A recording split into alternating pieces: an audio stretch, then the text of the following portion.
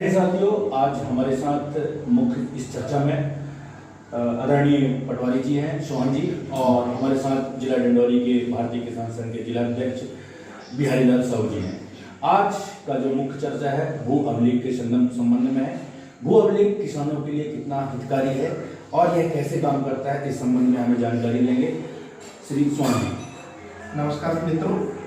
भू अभिलेख मतलब जमीन का अभिलेख। जमीन का अभिलेख की जानकारी के लिए जो एक पोर्टल है वो है भूलेख। भूलेख में आप जाके जो जमीन का दस्तावेज, खसरा, खतौनी और नक्शा, इनको आप बहुत आसानी से देख सकते हैं। अभी हमने किसान संघ के जिलाध्यक्ष महोदय को इसकी प्रैक्टिकल जानकारी दिया, इनको भी अच्छा लगा। अब इसको हम उपयोग कैसे कर सकते हैं? ये पोर्टल जो बहुत ही उपयोगी है। आज हमारा जो जमीन का दस्तावेज है हमारे हाथों में है और हम इसके लिए अलग अलग जगह भटकते हैं, ये ऑनलाइन वो ऑनलाइन, ठीक। और हम खुद अपने बच्चों के माध्यम से, अपने पड़ोसी के माध्यम से, अपने मोबाइल से इस पोर्टल का उपयोग कर सकते हैं। तो सबसे पहली बात, हमको गूगल में जाना है। गूगल में MP भूलेख करके टाइप करना है। जैसे हम MP भूलेख टाइप करते हैं तो कुछ लिस्ट निकल के आ जाती है। तो सबसे फर्स्ट वाला जो mpbhuleख.com है, MP भूलेख का जो ऑप्शन है उसमें हम गए। उसमें जैसे सिलेक्ट करते हैं तो हमारे पास MP भूलेख की पूरी स्क्रीन, पूरी विंडो खुलकर आ जाती है।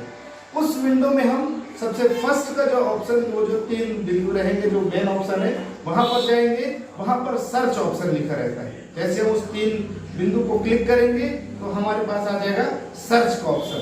सर्च में जैसे क्लिक करेंगे तो सबसे फर्स्ट जो कॉलम या जो रहता है, जो सूचना देने वाला टैब, MP भू अभिलेख का लिखा है, हिंदी से भू अभिलेख लिखा है।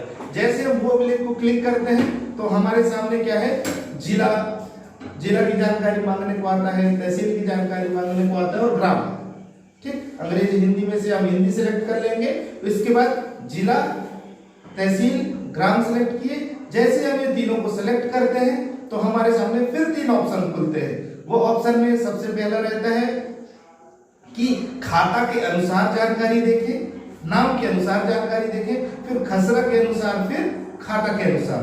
तो अगर जो भी किसान भाई को अपना जमीन का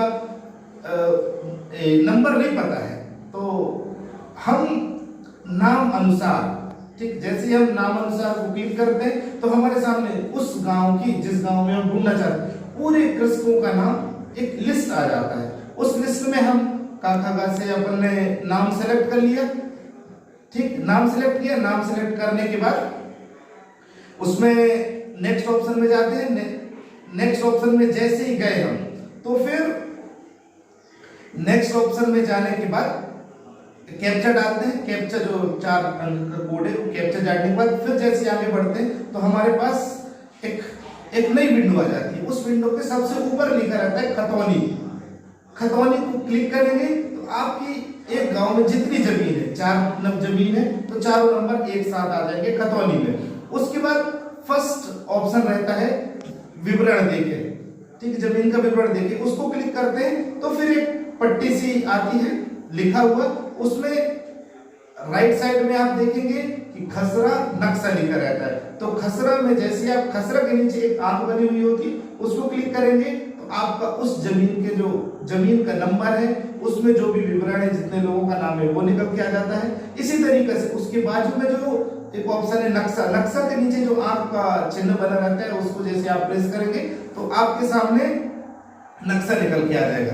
तो हमको हमारी जमीन का नक्शा पता चल जाएगा कि कैसा है, नक्शा कटा है, नहीं कटा है, नक्शा सही कटा है, गलत कटा है, हम उसकी जानकारी ले सकते हैं। वही हमारे खसरा में किस किस का नाम है उसकी जानकारी ले सकते हैं। इस तरीका से हमारे किसान भाई आसानी से इस पोर्टल का रिव्यू कर सकते हैं।